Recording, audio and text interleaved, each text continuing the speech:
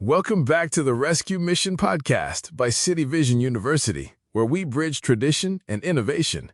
To help build that bridge, Season 1 of our podcast is focused on the history and values of rescue missions, while Season 2 is focused primarily on innovations and best practices relevant to rescue missions. You can find the show notes for this episode and subscribe to our newsletter at rescuemissions.cityvision.edu. You know that feeling you get walking past a busy kitchen? That energy, that smell, that sense of purpose almost, like something good is being created right there. Yeah, absolutely. It's palpable. What if that exact setting, that whole hive of activity, wasn't just about, making a meal, but about actually rebuilding a life, like from the ground up? It's such a powerful intersection, isn't it? You've got this fundamental human need for food, right? Right. And then you couple that with the equally fundamental need for purpose, for skills, for finding a way forward. Mm-hmm. For individuals who are navigating some really profound challenges, homelessness, addiction recovery, maybe coming back into the community after incarceration, vocational training, especially in fields that are, accessible like food service, it offers so much more than just a job. Confidence, structure. Exactly. Confidence, structure, a chance to earn a sustainable living. It's vocational training that lines up perfectly, really, with the compassionate mission of these gospel rescue missions. Absolutely. And that convergence, that meeting point, that's precisely what we're going to dig into in this deep dive. We're stepping right into the world of culinary training programs that are operating inside these missions. Yeah. It's this space where, essential care meets pretty sophisticated workforce development. And it's creating opportunities for some really profound, lasting change. And our goal today, basically, is to take the information you've gathered from publicly available sources, research insights, details from the missions themselves, info from educational partners, and really unpack it all. Okay. We want to trace a bit of the history, like how did missions even get into this? We want to explore the models that seem to be working best, understand the crucial role of partnerships, and what kind of curriculum and certifications are involved. And the social enterprise angle, too, right? Oh, definitely. Really dig into how integrating social enterprises makes these programs so effective. Yeah. Ultimately, the aim is to surface some actionable insights. If you're listening and you're involved with a mission, maybe thinking about starting or improving a program like this. Or even just curious about innovative ways to help people get back into the workforce. Precisely. You'll get a clearer picture of what's actually working out there. I have to say, I'm genuinely fascinated by this topic because it feels so concrete. It's not some abstract theory. It's hands-on learning. It translates directly into tangible skills, actual job opportunities. You learn to chop, to saute, how to manage inventory. Yeah. Skills that are actually in demand. They build a real foundation for a new career. And like you said, the food service industry itself is just particularly well suited for this kind of training. It's a huge sector. There are so many different entry points, opportunities for people at various skill levels, different experience levels, and doing it within the supportive, kind of trauma-informed environment of a mission. Mastering these skills can be incredibly empowering. Okay, so let's unpack the current landscape first, because the sources make it pretty clear that, formal culinary training isn't necessarily happening at every single rescue mission. There's quite a range in how missions approach this. That's right. When you look across different gospel rescue missions, just based on the information that's publicly out there, you definitely see organizations operating at different levels of, let's say, formalized culinary training. Okay. So at one end, you've got the missions that explicitly confirm, yes, we have a structured, dedicated culinary training program. They're actively promoting a specific culinary arts track or food service vocational training for their clients. Gotcha. And then there's a middle ground where maybe training is happening, but it's not the main focus. Exactly. A lot of missions have pretty significant food service operations just to feed their residents, feed the community. So training might happen there just out of, operational necessity. Like teaching safe food handling, basic prep. Right. Basic prep, kitchen cleanliness, that kind of thing. It often falls under more general vocational initiatives, or sometimes they call it work therapy, where residents contribute to the mission's operations, including working in the kitchen. But the training component, specifically for job skills beyond the mission, might be more informal or maybe just less detailed in their public descriptions. So the skills are being used, maybe even taught informally, but it's not really presented as this distinct, formalized pathway to a culinary career outside the mission itself. Precisely. And then, based purely on the readily available public info, there are many missions where obviously they provide meals, that's a core function, but there's just no explicit mention of formal culinary training programs for clients in the materials we reviewed. Which doesn't mean zero skill transfer happens. No, not necessarily. But it's not highlighted as a specific vocational path they offer. And that brings up a challenge that was noted in the sources. Just getting detailed information can be pretty inconsistent. You might see job training or vocational development listed. Right, very broad terms. Yeah, but those are super broad. So without digging much deeper than just, surface level public data, it's kind of hard to tell the specifics. Is it just basic kitchen help, or is it actually structured training that leads to certifications and outside jobs? That information accessibility challenge is definitely real. It makes it hard to get a comprehensive, national picture just from looking at websites or general reports. You really need to engage directly with the mission or find more detailed program descriptions to understand the depth and the structure of any culinary training they're offering. Okay. And speaking of depth and structure, the sources give us this really useful framework for thinking about the capacity of a mission's food services operation when it comes to training. It's not just a simple yes-no, right? It's about understanding the different levels a teaching kitchen or a food service program can operate at. Yes, exactly. They describe 3 levels of capacity, which really helps categorize the different approaches we're seeing out there. Okay, level 1 is functional capacity. Right. This is kind of the baseline. Training at this level is driven primarily by the operational needs, just getting meals out to the mission's clients.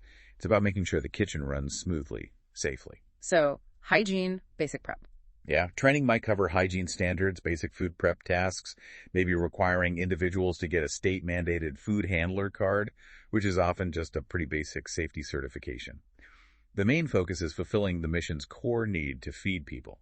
Any skill acquisition is largely just a byproduct of participating in the operations. Got it. So learning happens because you're working there, but it's centered on the mission's own needs first. What's the next level up? That's mid-capacity. Here, the training becomes a bit more intentional about specific food service roles within that kitchen operation. Okay. So participants might get specific training for distinct positions like dishwasher, prep cook, maybe a line server, or even some basic front-of-house hospitality if they have a dining area. Right. And while it might still be integrated into the daily operations, there's a more deliberate effort to actually teach skills relevant to those roles. It could still function as a sort of informal vocational track, but the aim is building skills that could be transferable outside. So they'd make sure people get their food handler permits, maybe even encourage something more. Definitely ensure the required certs like food handler permits. Yeah. And maybe encourage ServSafe certification that's a higher standard, often for food safety managers.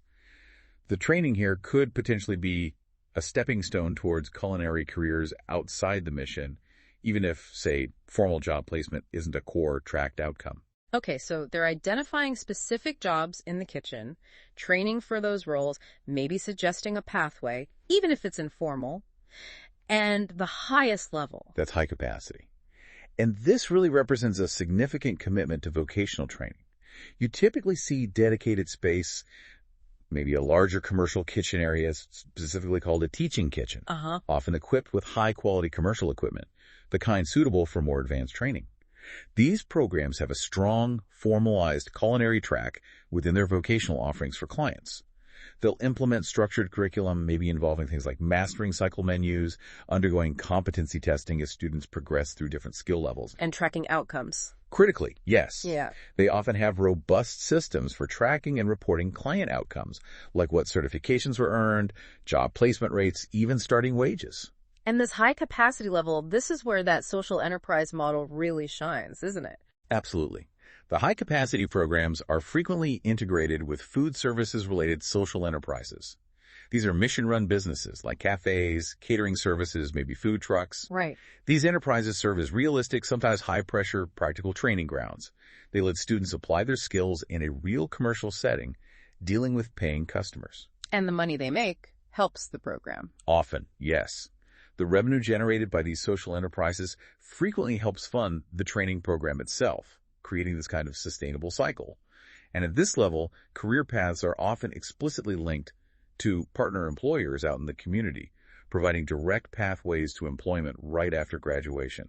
This is where we see the most comprehensive and, frankly, outcome-driven culinary training programs. That framework, functional, mid, high capacity, is incredibly helpful for understanding the landscape. So let's now dive into the specific examples highlighted in the sources. Missions that are clearly operating at that high capacity level, really showing best practices in action. Where should we start? Well, a great place to start is Knox Area Rescue Mission Car on Arm down in Knoxville, Tennessee. They are a prime example of leveraging social enterprises for training. They have two pretty prominent ones, Abundant Life Catering and the Urban Table Food Truck. Oh, the food truck. I love that idea. It feels very current, very relevant. It absolutely is. And Carm explicitly positions Abundant Life Catering as their main training ground for culinary job skills. Participants work directly alongside and under the guidance of professional chefs and staff. This is in a high-volume commercial catering operation. So it's not just helping out, it's active learning. Exactly. It's active learning of production, presentation, logistics, the whole 9 yards. The Urban Table Food Truck then expands on this training, offering experience in a much faster-paced, direct customer-facing environment. So they get experience in two pretty different culinary settings then. Precisely. And that dual enterprise model is particularly impactful, I think. Catering requires skills in, large batch cooking, complex menu execution, managing production timelines, logistical coordination for events. Right. A food truck demands speed, efficiency, direct customer interaction, cash handling, adapting to different locations and conditions. Training in both gives participants this remarkably versatile skill set. Which makes them more attractive to employers. Absolutely. Makes them attractive candidates for a wider range of roles across the whole food service industry, restaurants, institutional kitchens, other catering companies. And this is all integrated with their broader CarmWorks program, which really underscores that the culinary training is part of a bigger, holistic approach to getting people back into the workforce and achieving life stability. That versatility is a huge advantage. Okay, what about St. Matthew's House? Where are they based? St. Matthew's House is down in Naples, Florida. They have a really robust job skills and training program that's deeply connected to their restaurant, which is called Lulu's Kitchen, and also their catering operation, Delicious by Design Catering. And Delicious by Design specifically states that it contributes to the St. Matthew's House mission through purpose-driven initiatives, including outreach meals and a culinary training program. So the training piece is explicit right there in their business operations. And what's really impressive there, I thought, reading the sources, is their commitment to actually hiring their own graduates. It is really remarkable. They report that, on average, something like 0% of the St. Matthew's House workforce has actually benefited from these very training programs. Wow. Yeah, it shows this powerful internal commitment to providing direct employment pathways for people who successfully complete their program. It creates a real sense of hope, a tangible outcome right there within the mission itself. The sources also seem to emphasize that they focus on more than just the cooking skills. Crucially, yes. St. Matthew's House integrates significant soft skills development into their vocational training. Like what kind of things? Things like resume writing, interview practice, workplace etiquette, conflict resolution, personal growth strategies, that sort of stuff. Which is arguably just as important. Oh, completely. Technical skills, like cooking, they're essential to get the job, right? But these soft skills are often what enable people to keep the job, to navigate workplace dynamics, build positive relationships with colleagues and supervisors, manage the stresses that just come with employment. Especially for folks overcoming big life challenges. Exactly. For individuals overcoming significant life challenges, these foundational professional and interpersonal skills are often just as critical, maybe even more critical, than the technical ones for achieving long-term success and stability. And again, the revenue generated by Lulu's Kitchen and Delicious by Design Catering plays a vital role in actually sustaining this whole comprehensive program. Addressing both the technical and the soft skills, that seems like a clear best practice. Okay, let's look north to Detroit Rescue Mission Ministries, DRMM. Right. DRMM has a culinary arts and hospitality services program. They describe it as a premier initiative aimed at preparing individuals for careers. And a cornerstone of this program is the hands-on training they do at their Cornerstone Bistro. They characterize it as an apprentice-style restaurant. Apprentice-style. That immediately makes me think immersive, practical learning, like right in a real environment. Exactly. Operating a public-facing restaurant, even if it's designed for training, provides this, unparalleled environment for immersive, real-world learning under pressure. Yeah, I bet. Students experience the authentic demands of a commercial kitchen. Timing, quality control, dealing with rush periods, interacting with the front of house staff, meeting customer expectations. This hands-on, learn-by-doing approach is incredibly effective for producing graduates who are genuinely job-ready and understand the realities of the industry. And they target specific groups. They do. DRMM tailors this model to specific populations, including clients in their housing programs and also individuals participating in the Michigan Prisoner Reentry Initiative. So it demonstrates a really targeted approach to workforce development for those who might face significant barriers to employment. This dedicated training restaurant model is really highlighted as an exemplar for others in the field. Creating a whole training restaurant like that seems like a big investment, but you can see how it would yield really high-quality experience. What about Charlotte Rescue Mission? Charlotte Rescue Mission integrates culinary training as a core component of their life skills program, and they do it through the Community Matters Cafe. This cafe is explicitly a culinary training program, and it's embedded within their comprehensive 180-day rehabilitation program. Okay. So students who are enrolled in the life skills program, they rotate through various positions within the cafe and also a connected coffee shop. They gain structured, practical experience in a bunch of different roles. And the sources mentioned they have flexibility too, right? It's not just culinary. Yes, and this is a really key takeaway, I think, for program design in general. They recognize that, look, not all individuals in recovery are suited to or even interested in culinary work. Makes sense. So Charlotte developed an alternative track, a facilities and maintenance life skills opportunity. Offering multiple vocational tracks like that is essential. It increases the chance of successful engagement and positive outcomes for a wider range of participants who have diverse talents, different interests, maybe different physical capabilities. It respects individual differences. It really does, while still providing a structured path towards employment. And again, the Community Matters Cafe functions effectively as a social enterprise, providing both a training environment and contributing to the program's sustainability. That flexibility is definitely a mark of a really well-thought-out program. Okay, let's jump over to Colorado Springs Rescue Mission. Right.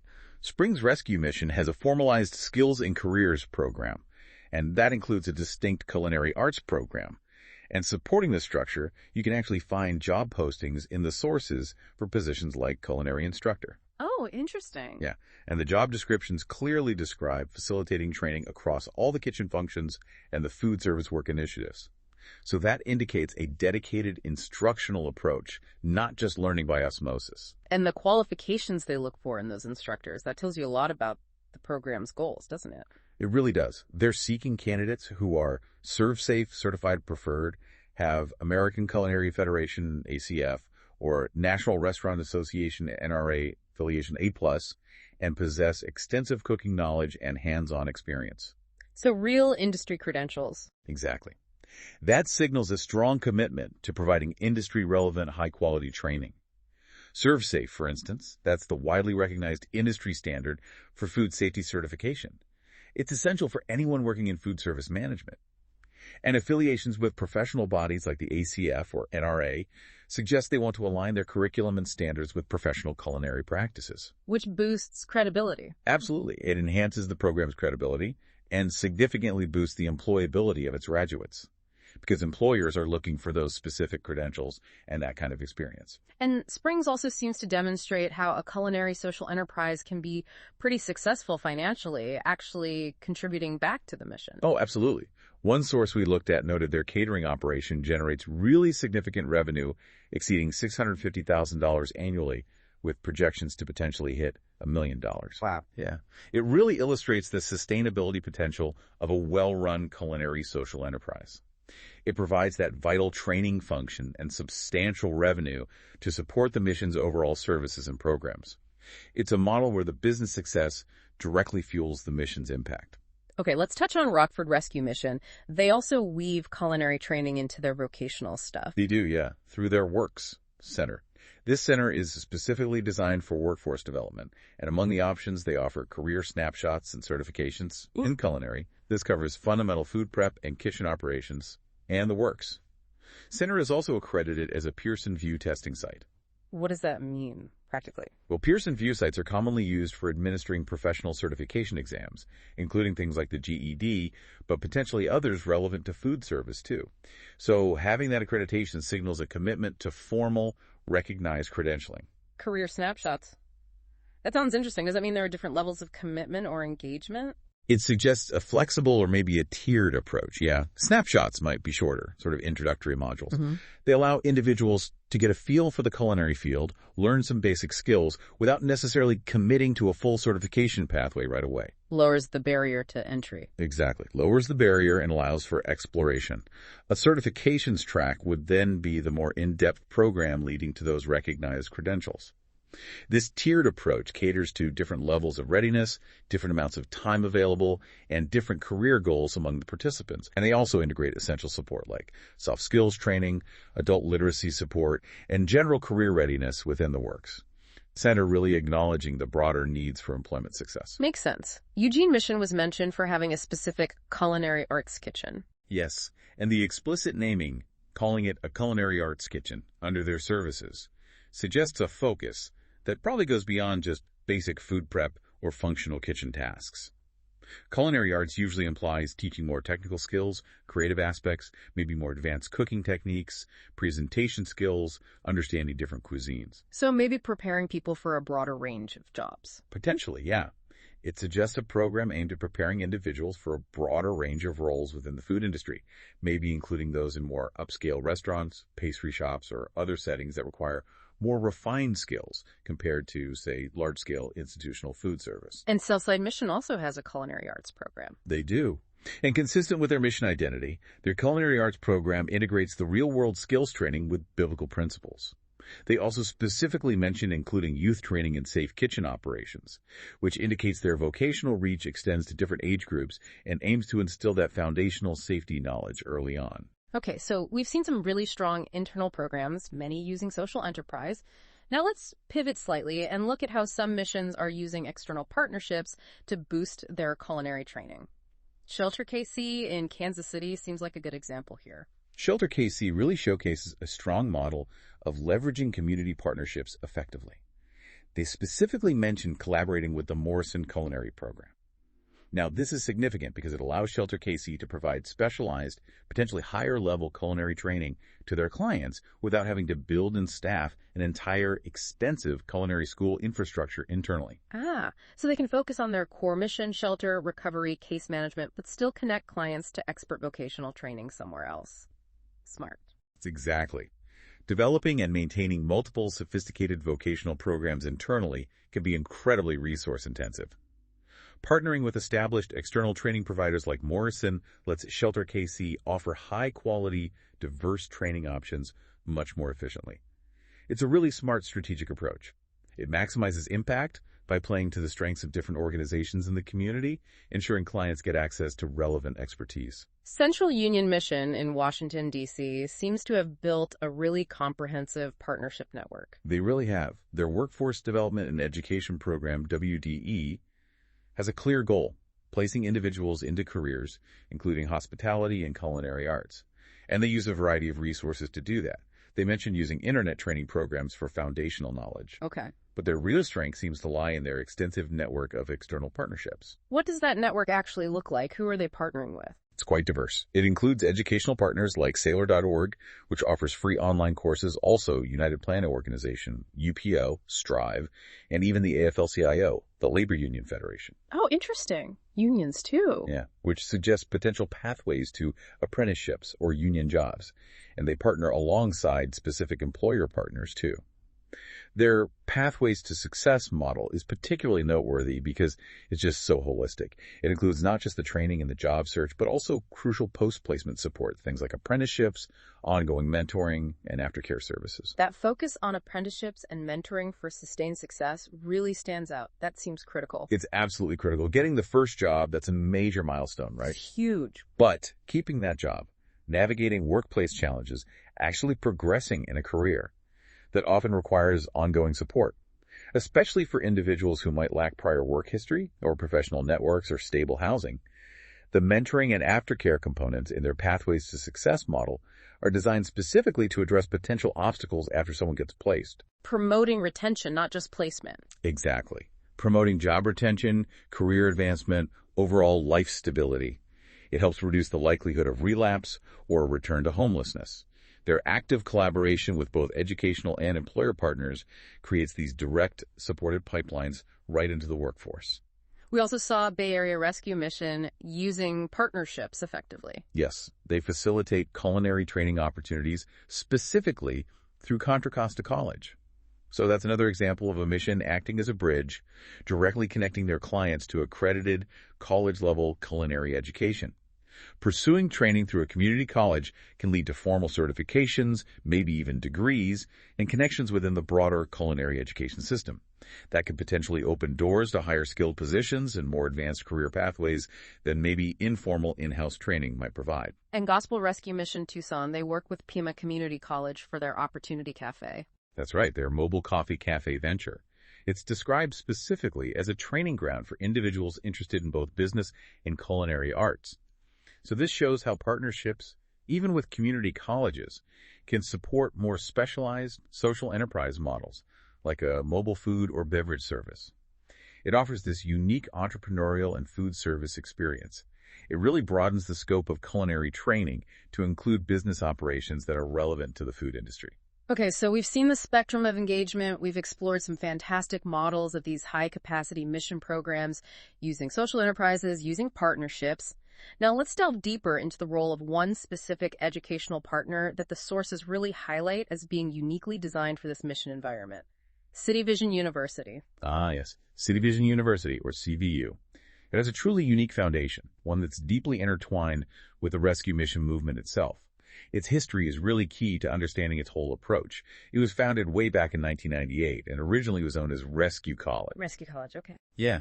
It was specifically conceived as the educational arm of the Association of Gospel Rescue Missions, AGRM. Ah, so it wasn't just some random college that missions decided to partner with. It was actually created by and for the mission community itself. Exactly. That origin story means CVU was designed literally from the ground up with the specific needs, the specific contexts of rescue missions, their staff, and their clients in mind. Now, it's expanded its scope since then, but that core mission really remains. They serve students from over 100 different rescue missions, and they even offer free training for mission staff, which demonstrates their ongoing commitment and just their deep understanding of this whole environment. This long-standing relationship gives CVU this, unparalleled level of insight into the challenges and opportunities that are unique to mission residents and operations. And their stated mission seems to reflect that focus on serving the underserved. It really does. Their mission statement is to use online education to transform lives through Jesus, justice, and technology, with a specific emphasis on the poor, the addicted, and the underserved. They aim to make Christian higher education radically affordable and relevant, and to dramatically expand educational access to those who have recently been homeless, are overcoming addiction, or transitioning after incarceration. They explicitly link education to life transformation and employment outcomes. Radically affordable, that's a powerful phrase there, and absolutely essential for this population, you'd think. How do they actually achieve that affordability? Well, affordability is central to their concept of justice. Their standard undergraduate tuition is actually quite low compared to many universities. It's $800 per course, which totals about $8,000 for a full-time academic year. But the real key to that radical affordability for mission clients is their strategic use of Pell Grants. The sources highlight a really high success rate for their students applying for Pell Grants. Over 79% generally get them, and it's more than 90% for applicants coming through their specific Wounded Healers program, which focuses on recovery. And for many students who are eligible, Pell Grants can cover the entire tuition cost. That's correct. For many students who qualify for the maximum Pell Grant award, it covers 100% of their tuition costs at CVU. And in some cases, it can even provide a small refund back to the student that can help with essential living expenses, like books or maybe transportation once they get employed. This effectively removes the primary financial barrier to higher education for this very vulnerable population. They also offer various internal scholarships, discounts for military personnel and mission staff, and they accept veterans benefits and employer tuition assistance too. So beyond the cost, which is huge, how is the actual structure of their education designed for the unique circumstances of rescue mission clients? Potentially unstable housing, limited resources, maybe legal issues. A standard university schedule probably wouldn't work for many. That's precisely why the format is built for maximum accessibility and flexibility. First off, all courses are 100% online. Okay, no travel needed. Right. That eliminates major barriers, like needing reliable transportation to get to a physical campus, which is crucial for individuals with limited access to vehicles or maybe living in communal mission settings. Their academic calendar is also designed for flexibility. Courses are delivered in these compact 8-week terms. 8 weeks, okay. Yeah, and they offer 5 different start dates throughout the year. 5 start dates a year. That's incredibly flexible compared to traditional semesters. It really is. It means students don't have to wait months to begin. And they can fit their education around the often unpredictable nature of their lives. Recovery schedules, job searches, mission program requirements. Their admissions process is also designed to be accessible. Generally, a high school diploma or GED is the main requirement. They don't require SAT or ACT scores. And they have a very generous policy for transferring prior college credits. They'll accept up to 75% of credits towards a bachelor's degree, recognizing that some clients may have started college in the past but didn't finish. And they also recognize learning that didn't happen in a traditional classroom, right? Which seems massive for this population. Absolutely. This is their Prior Learning Assessment PLA feature. It's huge. Clients can potentially earn university credit for significant life and work experience they've already gained. How does that work? Well, by creating a portfolio, basically documenting and demonstrating the learning they acquire through their experiences. Maybe they managed a kitchen in a past job. Maybe it's the learning from overcoming addiction or leadership roles they took on within a mission program. They can potentially get university credit for that. Seriously? Yeah. This PLA process can award credit for up to 25% a quarter of a certificate, associate's, or bachelor's degree. It can significantly accelerate their path towards a recognized credential by actually valuing the knowledge they already possess, even if it wasn't formally certified somewhere. That's amazing. So, what are the most relevant programs CVU offers for someone coming through a mission, especially someone interested in culinary or, related fields? CVU offers a range of undergraduate certificates that are designed as really accessible entry points into higher education. These only require 16 credits, so typically you could complete one in about 8 months of full-time study. That makes them achievable goals in a relatively short time frame. 16 credits, okay. Manageable. Right. And crucially, these certificates are stackable, meaning the credits you earn apply directly towards an associate's or bachelor's degree if the student decides they want to keep going with their education. Oh, that stackable aspect is so important. It gives you a quick win, right? A credential you can use, but it keeps the door open for more education down the line. Precisely. It builds confidence, provides a tangible, marketable qualification relatively quickly. Some relevant certificates mentioned in the sources include addiction counseling, business administration, Christian ministry, nonprofit management and fundraising, retail management, and most relevant to our deep dive today, the Food Service Management Certificate. Okay, tell us more about that Food Service Management Certificate specifically. What kind of stuff does it cover? Sure. The Food Service Management Certificate is a 16-credit program designed to provide a solid foundation in managing food service operations. It includes core business and food service courses like BUS 202, Introduction to Management and Leadership, and BUS 303, Food Service Management. And what would BUS 303 cover, for example? That course, BUS 303, would likely cover topics like menu planning, food costing, inventory control, kitchen organization, maybe an overview of regulatory requirements, basically the practical skills you need to run a kitchen, not just work in one. So it's definitely management focused, but does it also include those essential life skills we were talking about earlier, the ones that are so critical? Absolutely. This is a key integration in CVU's whole model. The certificate requires essential life skills and ministry courses as part of the curriculum. Okay. So students take courses like MIN 101 Vocation, Calling and Purpose of Work, and MI 104 Wounded Healers, Holistic Addiction Recovery and Self-Care. Vocation and Calling, MIN 101. That sounds incredibly relevant for someone trying to find direction after maybe a period of instability. It really is. A course like Vocation, Calling, and Purpose of Work helps individuals explore their strengths, their interests, their values.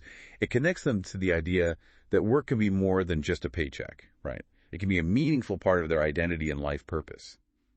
Wounded Healers, MIN 104, is designed specifically for those in recovery, addressing that ongoing journey of maintaining sobriety and well-being. And they get electives, too. Yes. They also choose a life skills elective from options like GN 103 Personal Finance. Oh, crucial. Absolutely crucial. Learning budgeting, managing debt, financial planning, vital for anyone rebuilding their life. Other electives include MIN 206 Emotional Intelligence, which helps with navigating interpersonal relationships and stress in the workplace, or ORG 201 Job Search Strategies, providing practical skills for finding and securing employment. And CVU makes some of this accessible even if you're not enrolled. Yeah, this is great. They actually make many of the lectures for these core life skills courses like personal finance and emotional intelligence publicly available as YouTube playlists. So this vital content is accessible even to people who aren't formally enrolled in a degree program yet. That public access to life skills lectures is a fantastic resource.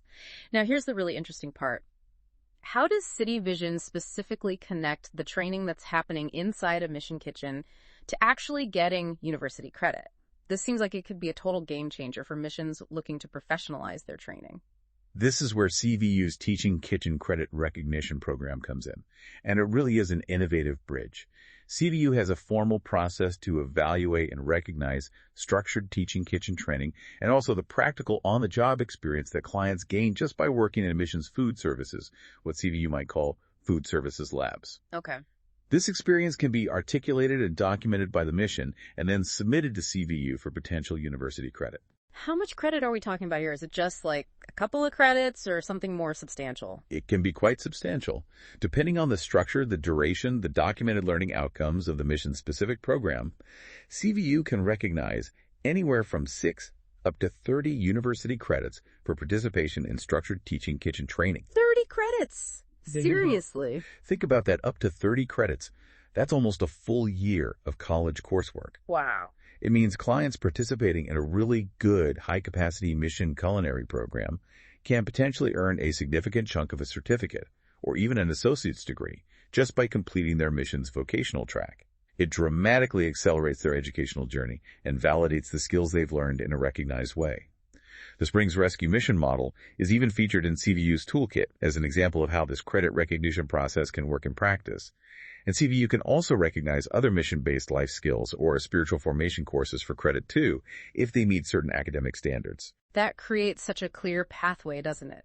From the mission program right into accredited higher education. And City Vision sees this as building a whole career pipeline. Yes, they definitely articulate a vision for developing what they call a food services leadership pipeline, both within the mission world and the broader nonprofit sector. How does that work? Well, it starts with those entry-level roles, right? Mm-hmm. Dishwasher, prep cook, line server, the kind of hands-on experience that can potentially be recognized for credit through the Teaching Kitchen program. Then, earning the Food Services Management Certificate provides that next level of credentials. Okay. Continuing on to an associate's or maybe a bachelor's degree in a related field like business administration or nonprofit management potentially, with more PLA credit for their mission work experience, that can lead to management roles within food services. Things like lead cook, kitchen manager, maybe executive chef or director of food services. And potentially even higher. Potentially. With higher degrees like an MBA or a master's in nonprofit management, the pipeline extends right up to executive leadership roles within missions or other nonprofits. Maybe director of social enterprises, chief operating officer, even CEO. CVU's programs, including that Food Services Management Certificate and their other degrees, are really designed to support this entire career progression, enabling individuals who started out in a mission program to potentially rise all the way to leadership positions. That's a powerful trajectory, showing how those foundational culinary skills can genuinely be the starting point for a really significant career path. And City Vision also provides practical resources for the missions themselves, right? To help them set this stuff up. Absolutely. Recognizing the need for practical tools, CVU has developed the City Vision's Food Services Program and Toolkit. It's a resource that contains over 200 templates, guides, sample materials, all specifically designed to help missions develop, structure, or enhance their food services training programs and their teaching kitchens. What kind of templates? Things like templates for curriculum, competency checklists, program outlines, administrative forms, stuff you'd need to run a structured program. This toolkit is grounded in their own research.